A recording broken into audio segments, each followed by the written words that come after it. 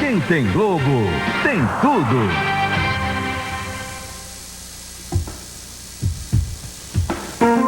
A Fundação Roberto Marinho apresenta Globo Ciência.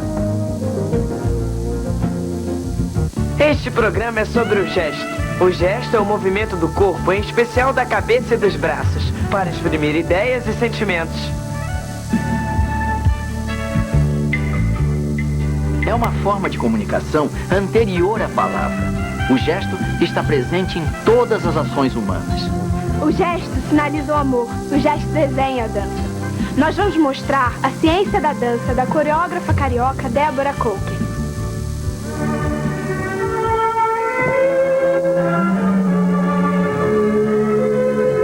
E da primeira bailarina do Teatro Municipal, Ana Botafogo.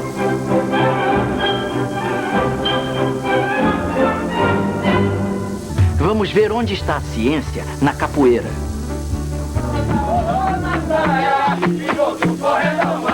E vamos visitar também uma galera, quer dizer, uma tribo, quer dizer, uma turma do barulho, os funkeiros do Rio.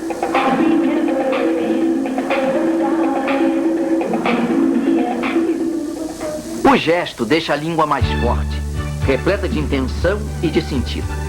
Muito antes das interjeições sem palavras e dos primeiros grunhidos dos primatas, o corpo é que traduzia as mensagens. Pare e observe. O Globo Ciência apresenta o gesto.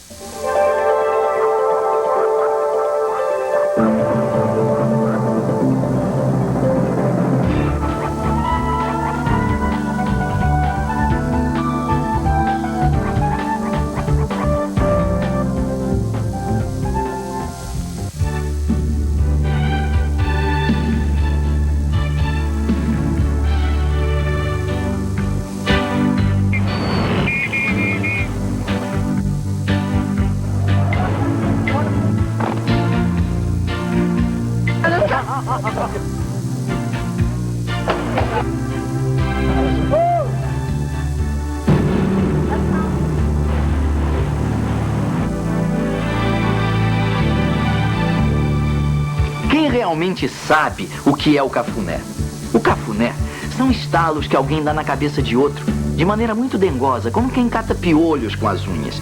A principal função do cafuné é provocar preguiça e sono nas horas de folga. Este gesto carinhoso de cuidado com o outro foi trazido ao Brasil pelos escravos vindos de Angola, onde o cafuné era um inocente vício popular.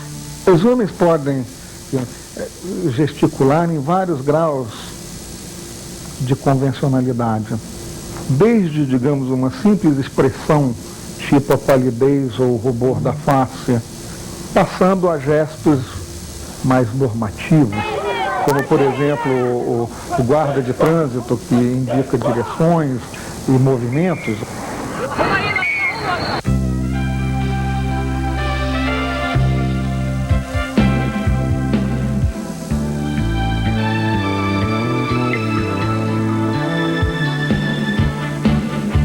Se olharmos bem de perto, vamos descobrir diferenças culturais nos gestos. O gesto é ao mesmo tempo uma linguagem universal e uma linguagem local. Se trancarmos em uma caixa duas pessoas de países diferentes e distantes, mesmo que não falem uma língua em comum, provavelmente vão se comunicar usando linguagem gestual.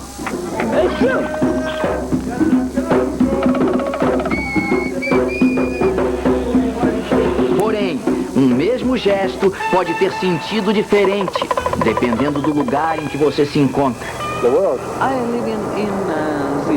Os latino-americanos, em geral, são bastante, digamos, tocadores uns nos outros. Mas uma vez passei por uma situação tremendamente complicada, porque eu estava numa festa de latino-americanos, quando eu era estudante no exterior, e eu tinha levado um amigo meu que era senegalês. E ele, lá pelas tantas, resolveu ficar de mãos dadas comigo. E eu não podia soltar as mãos dele, porque eu sabia que na terra dele isso era expressão da mais alta amizade. Mas, ao mesmo tempo, eu não poderia continuar de mão dada com ele, porque os latino-americanos, inclusive a minha mulher que estava, não ia considerar dessa mesma forma. O inocente gesto de pedir carona com o polegar estirado, comum no Brasil e em outros países, não deve ser usado na Nigéria. Lá, ele tem um significado muito pior do que você imagina. Assim como aquele famoso gesto americano para dizer que está tudo bem, tudo ok, não tem o mesmo sentido por aqui. É isso. Cada grupo humano desenvolveu um repertório de gestos para seu uso e comunicação. Muitos gestos se repetem por todo mundo, outros são particulares, quase pessoais. As gangues de rua e tribos de comportamento alternativo são um bom exemplo disto. Minha sogra é fofoqueira, a minha sogra é macumbeira, a minha sogra é fofoqueira. E aquela mão imitando uma patola de caranguejo que o Chico Science gostava de fazer para se referir ao movimento Mangue Beat de Pernambuco.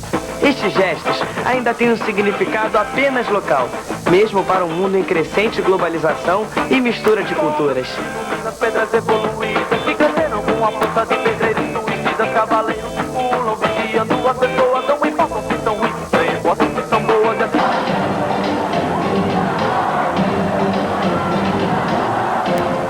Olha só a galera do funk. Eles têm gestos muito próprios e variados. E para falar dessa galera, ninguém melhor do que ele, o DJ Malboro. E vamos nessa, galera! Representação da galera aqui do Globo Ciência. É isso aí, vamos lá, tem muita coisa boa pra tocar no Big Mix hoje. Só balançando, só pancadão pra rapaziada, tá certo? A gente põe apelido todo mundo no baile. A gente fala assim, inferno. Aí a outra já procura, já sabe que é inferno. Aí passa aquele pretinho com a namorada. A gente não pode falar, olha que preto bonito com a namorada. Aí já pisca assim, a outra já sabe pra onde que vai olhar. Aí já quase, os casos da gente, a gente começa a rir. Qual é aquele menino que corta o cabelo assim, bem mais baixinho que o meu? Bem carequinha, partidinho do lado, só pretinho. O trabalho dele é fazer o som pra galera arrepiar no baile.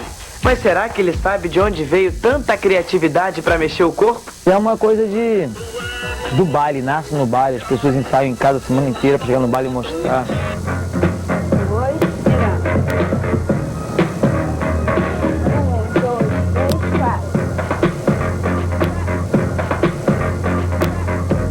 O pessoal de repente, de um nível social um pouco mais inferior, tem mais uma coisa chamada de ginga, de malandragem, de gingado. As garotas dançam com rebolado mais sensual, uma coisa que eu não sei como isso passa, mas é engraçado isso pra caramba.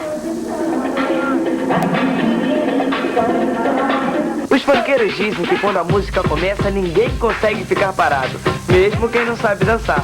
Aquela coisa grande que bate por dentro, né, abre aquele ar grande na gente, abre mais do coração da gente, é uma alegria forte.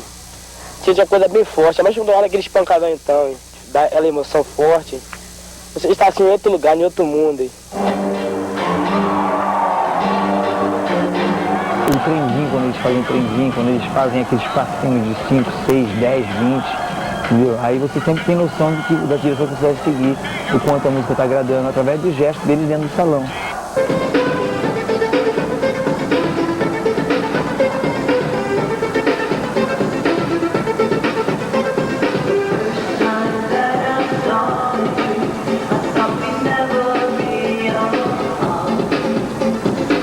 Parece que é um espírito que entra dentro da gente e renova a gente cada dia no funk music. É isso que é o funk. O funk é tipo como se fosse o ar que a gente respirava. Aí valeu, tá legal. No esquema.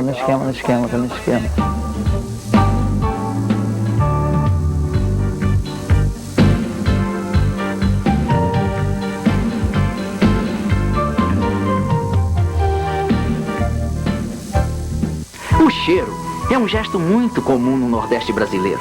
Não é à toa que se diz que Lampião usava perfume francês. E Maria Bonita certamente lhe dizia: vem cá, cabra da peste, que vou lhe dar um cheiro. O cheiro é uma cafungada junto à pele do amado. Ou da amada. As narinas aspiram um odor que geralmente é descrito como um perfume incomparável. O português que veio para o Brasil importou este mimo diretamente da China, onde desde muito tempo os mandarins vivem aspirando incansavelmente as negras cabeleiras de suas bonequinhas de seda. A postura bípede é uma característica anatômica humana muito antiga, né? De 4 milhões de anos.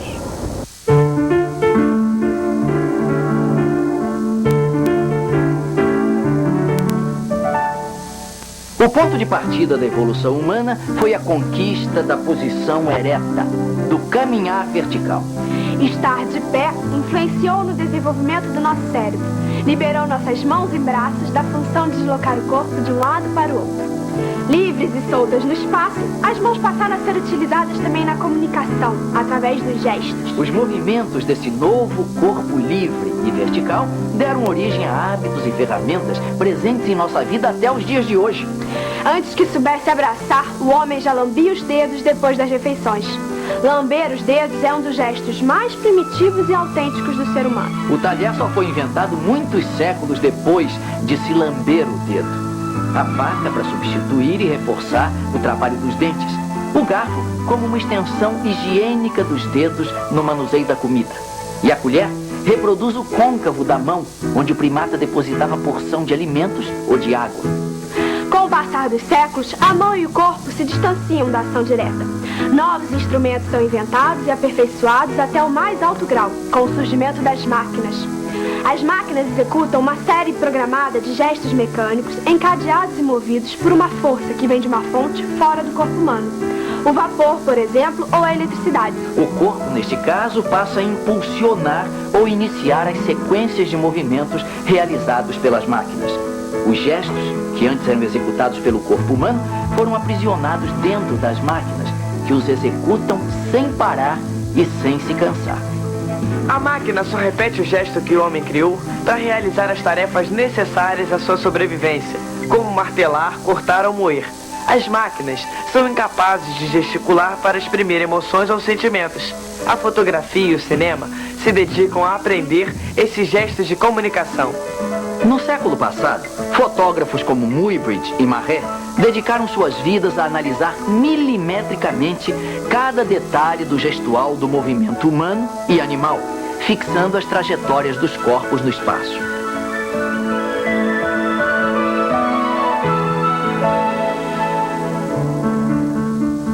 Muybridge, por exemplo, desenvolveu um complicado processo de acionar várias máquinas fotográficas ao mesmo tempo, com intervalos sincronizados, para poder fotografar uma certa série de gestos que ele escolhia. Os conjuntos de fotos de Muybridge são muito famosos, como aquele que mostra o cavalo galopando.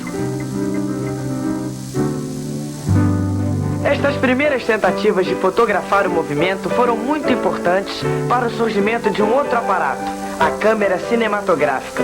Ela só apareceu no final do século passado e foi um sucesso.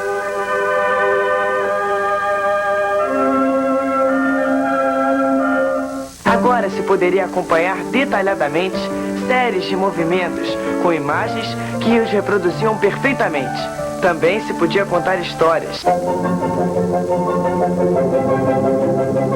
No início do cinema, os atores e diretores contavam com uma técnica para reproduzir as imagens, mas ainda não conseguiam reproduzir o som. Para que as histórias fossem entendidas, o homem teve de reconquistar a comunicação gestual. Milhares de histórias foram narradas através do cinema, com a utilização da linguagem universal do gesto. E não há quem não goste e não entenda, por exemplo, Carlitos.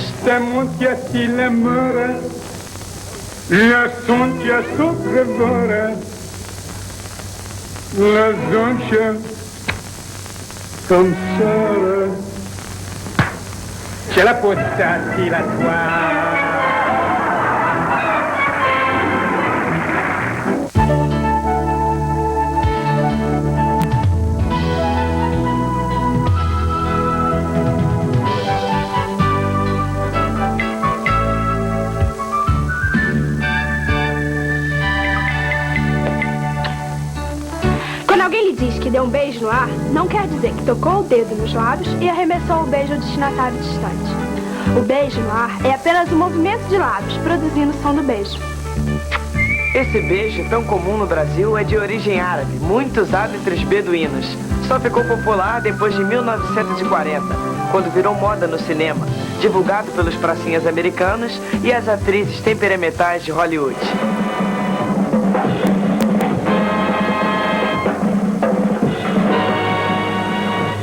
pouco nós vamos ver a ciência da dança clássica, Da dança moderna. E do samba. Nós voltamos já já.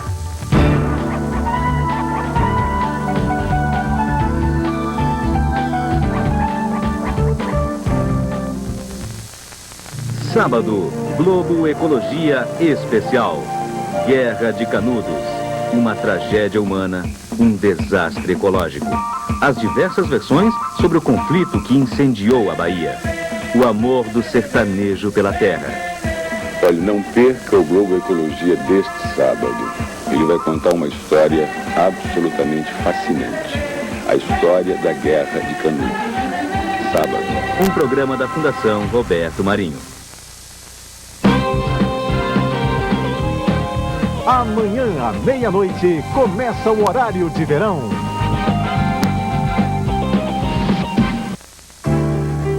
No Tocantins, a criança é tratada com atenção, carinho e respeito. Ainda no ventre materno, recebe reforço alimentar e cuidados médicos. E nas creches, mais de 10 mil desses pequeninos são atendidos em todo o estado. No programa Pioneiros Mirins, 20 mil meninos e meninas do Tocantins, mais crescidinhos, recebem aulas de reforço escolar, alimentação, artes, artesanato, informática, jardinagem, horticultura e formação cristã e cívica, além de bolsa escola, uniforme e calçados. E mais, cada família recebe mensalmente uma cesta de alimentos e apoio do Estado. As escolinhas de futebol formam os nossos craques do futuro, enquanto o programa Amigos do Meio Ambiente torna mais bonitas as vilas e cidades do Tocantins e prepara as crianças para defenderem a natureza. Cerca de 300 mil alunos nas escolas do estado recebem ensino de qualidade, uniforme, material escolar e merenda adquirida na própria comunidade. Nas aulas de informática e no debate da construção da cidadania, eles são preparados para enfrentar os desafios do mundo globalizado. Tocantins, o estado da livre iniciativa e da justiça social. Onde já se viu? Óculos em 1 hora ninguém faz. A fotótica faz, vô. A fotótica revela filme em 1 hora. É diferente. Não é. A fotótica revela filme em 1 hora, mas também faz óculos em 1 hora. Óculos em 1 hora fica uma bela porcaria. Se ficar, a gente vai descobrir em apenas 1 hora. Com licença. Vô! Agora a Fotótica faz seus óculos em apenas 1 hora. E o segredo é simples. Tecnologia. Muita tecnologia. Que tal? O que você quer que eu diga? A verdade? Ficou bom. Vambora. A Ford se aliou à qualidade Cantareira. Primeira ação oficial Ford na Zona Norte. Mais de 1.000 veículos nesta sexta, sábado e domingo. Cá por apenas 265 mensais. Mas atenção, esta ação acontece exclusivamente na Cantareira. Brasleme, Maria Cândida e Guilherme Cotin.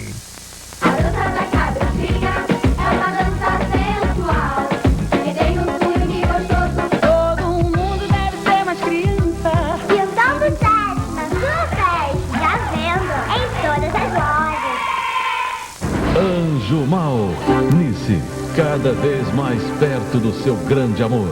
Você é muito mais que meu babá. Você é uma pessoa muito especial. Neste sábado, 6 da tarde, Anjo Mal. Quem tem Globo, tem tudo.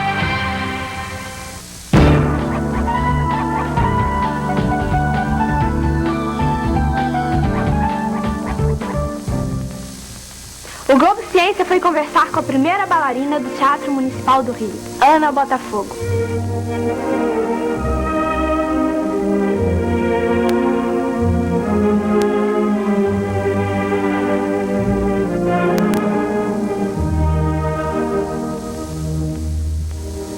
Eu estou sempre feliz quando eu estou dançando, quando eu posso me apresentar. Agora, se eu já fiz tudo o que eu queria fazer, não, talvez não. Eu acho que a gente nunca pode dizer já fiz tudo, porque eu acho que perde um pouco a razão de ser, a razão do bailarino, que é sempre procurar uma perfeição.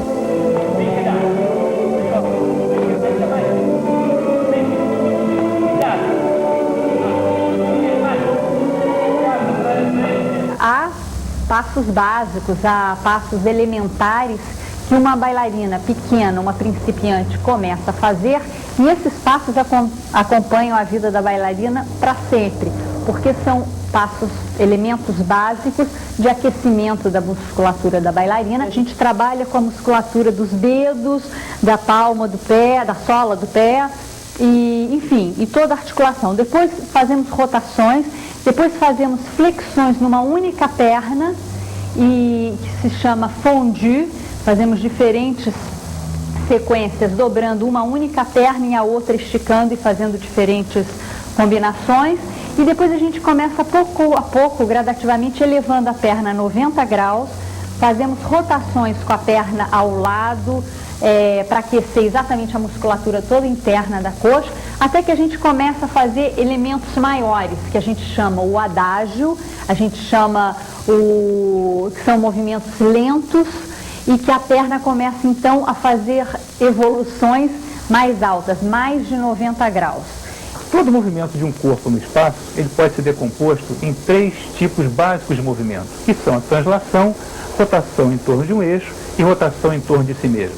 Vamos exemplificar com a Ana Botafogo, a bailarina, dançando. A translação.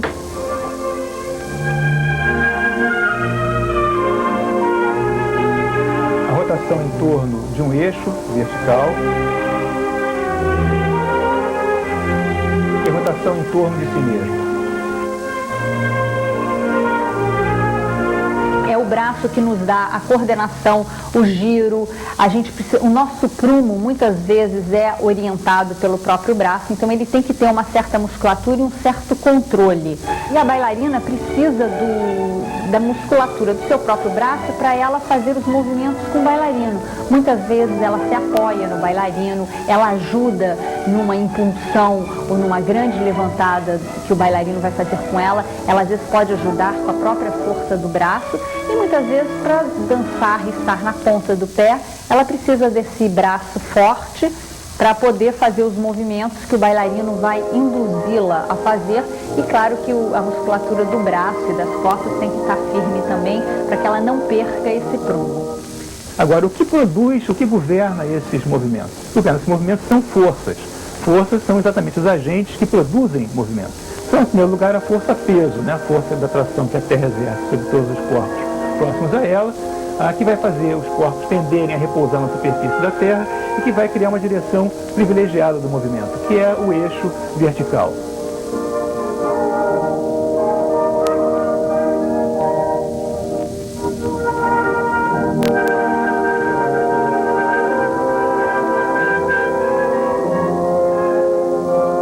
Além disso, vamos ter as forças de atrito, né, que são as forças de contato, que vão fazer os movimentos, um deslizamento, por exemplo, vamos fazer esse deslizamento tender a cessar, ou seja, o corpo buscar o repouso.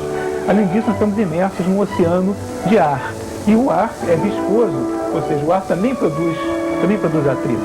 Na dança, nós vamos ter as forças produzidas pelo corpo do dançarino, né, ou seja, a resistência dos ossos, e as tensões musculares, as tensões dos músculos.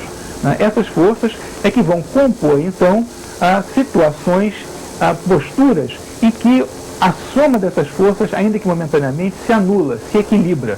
E então uma determinada postura pode ser mantida, um determinado movimento pode ser mantido. O equilíbrio vem exatamente da espinha, do prumo do ser humano, vamos assim dizer, da espinha dorsal, mas procurando sempre o eixo vertical em relação ao solo, principalmente quando a bailarina está numa única ponta de pé, porque quando ela divide o peso entre 2 pernas, é um pouco mais fácil. Quando ela está apenas numa ponta, e a ponta tem apenas alguns centímetros, poucos centímetros de diâmetro, e a bailarina tem que ficar naquele equilíbrio. Por exemplo, para a gente girar, a bailarina só gira na ponta do pé se ela estiver num prumo perfeito. Do palco do Teatro Municipal para Sapucaí.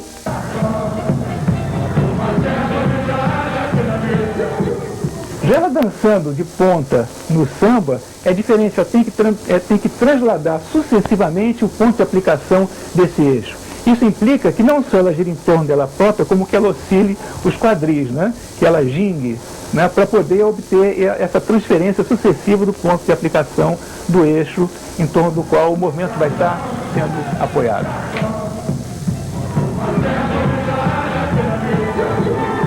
Do meu ponto de vista, eu estou sempre feliz quando eu estou dançando. O Globo Ciência foi até a sala de ensaio na sede da companhia de dança Débora Coker, na Fundição Progresso, no Rio de Janeiro.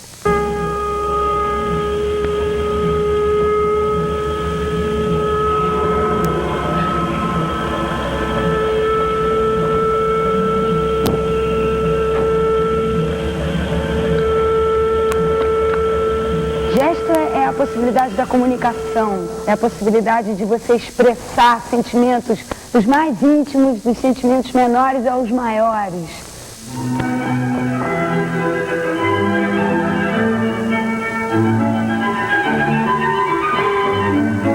Vou mostrar uma frase que eu compus, uma frase coreográfica, que eu montei só com vários gestos. Por exemplo, passando a mão na cara. Como é? Passando a mão na cara. Aí pensar, colocando a mão no nariz, aí alguém te chamou, você, pum, olha. Em seguida, você viu uma coisa que te chama a atenção, você percebe que tem uma coisa no chão, você olha para ela. Ela é tão pequenininha que você olha mais de perto. Aí você quer olhar de outro ângulo, olha por trás. Alguém te chama, você se assista mais ainda. Aponta uma coisa, outra coisa, tira sua mão de lá, coça a cabeça.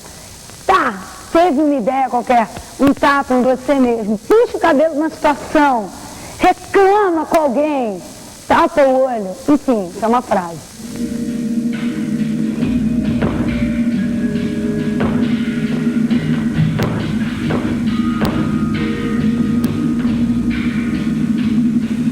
A dança moderna, ela vai permitir uma série de outras configurações, outras sucessões, outras sequências de posturas, porque ela envolve uma multiplicidade de eixos e de pontos de apoio em relação ao qual os movimentos podem ser desempenhados. Vamos ver aqui, por exemplo, no balé da Débora Coker, a transferência do plano onde o suporte é realizado para um plano vertical. E, portanto, diferentes partes do corpo, que não mais a ponta do pé, vão ter que servir como pontos de apoio em relação ao qual os movimentos vão ser desempenhados. Na parede, que a gente lidava com uma força estática, a parede estática, parada, você emitia uma informação a ela e ela apreendia aquela informação. E ela gerava muscularmente um tipo de tensão e um tipo de força, um tipo de relaxamento que a gente tinha que estabelecer com ela. No início a gente tinha muito medo quando a gente fez o Velox, na roda também. Então, medo gera adrenalina, é uma química, gera reações químicas no seu corpo. E a adrenalina, ela te deixa num estado muscular um pouco tenso, um pouco acelerado.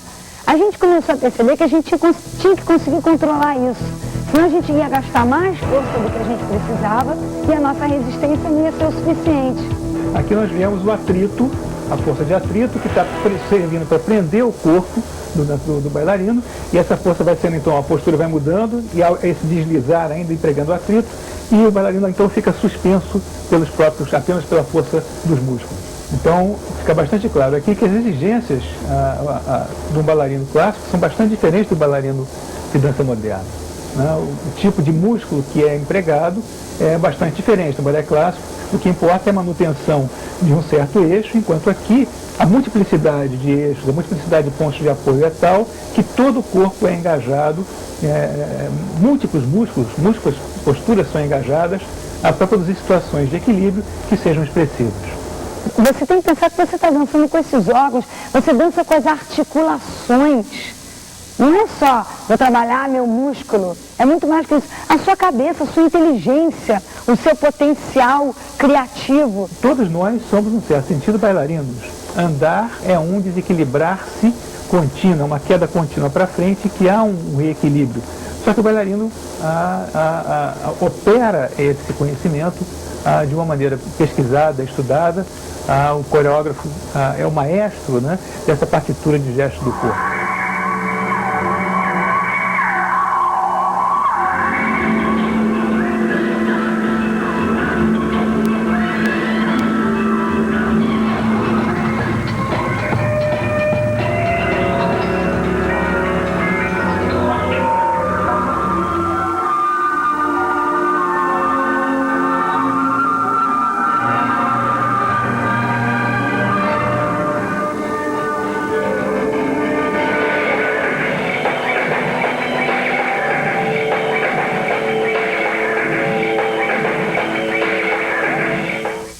capoeira, jogo, dança, luta e música foi trazida para o Brasil pelos escravos angolanos no século XVI. Para eles, era uma luta de defesa. Para os senhores de engenho, uma dança. Os passos ou golpes são uma cuidadosa e bela coreografia. Os nomes de alguns passos são rasteira,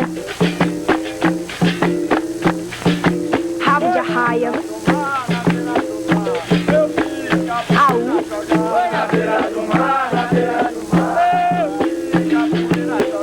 martelo, macaco,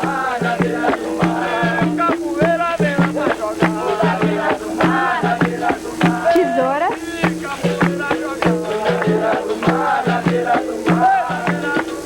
e meia-lua.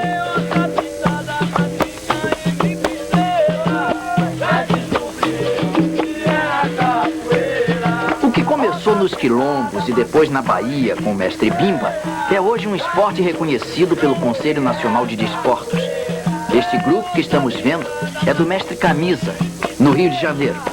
Em todo o Brasil, já há 5 milhões de capoeiristas. A capoeira é uma arte, ou seja, uma arte que engloba várias artes. O canto, a interpretação, a expressão corporal, o jogo, a dança, a luta, tudo isso em harmonia.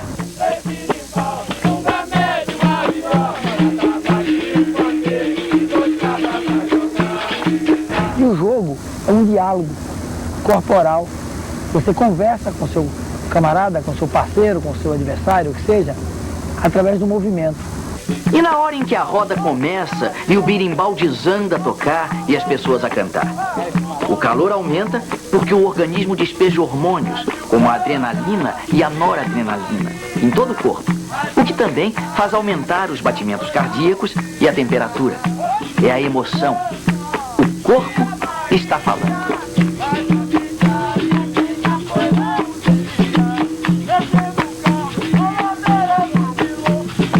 Na capoeira estão presentes várias leis da física.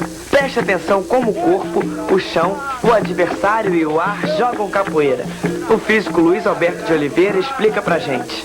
Em toda dança nós vamos ver a transferência dos pontos de apoio do movimento. Nós vamos ver equilíbrio entre a força-peso, entre a força de atrito, entre o impulso que os músculos fornecem, entre o apoio rígido que os ossos proporcionam. E essa sequência de posturas, sequência dinâmica de gestos, então, é que constitui a dança. Nós podemos ver aqui no exemplo da capoeira como uma série de rapidíssima, quase cegante sucessão de deslocamentos, de pontos de apoio e de eixos em relação ao qual as rotações vão estar sendo realizadas desempenhadas.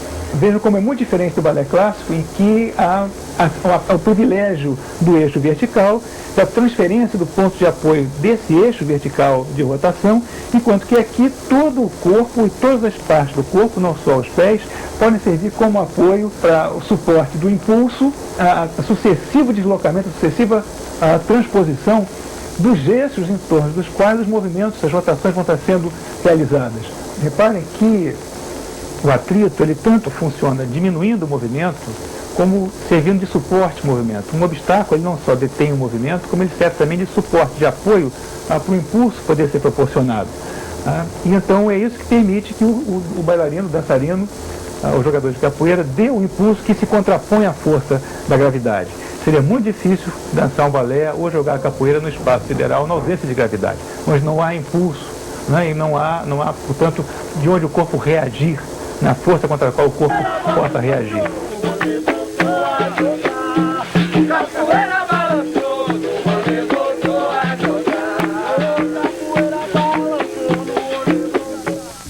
Nós vamos terminar este programa com gestos. Até o próximo Globo Ciência. Até lá, hein? Tchau. Tchau.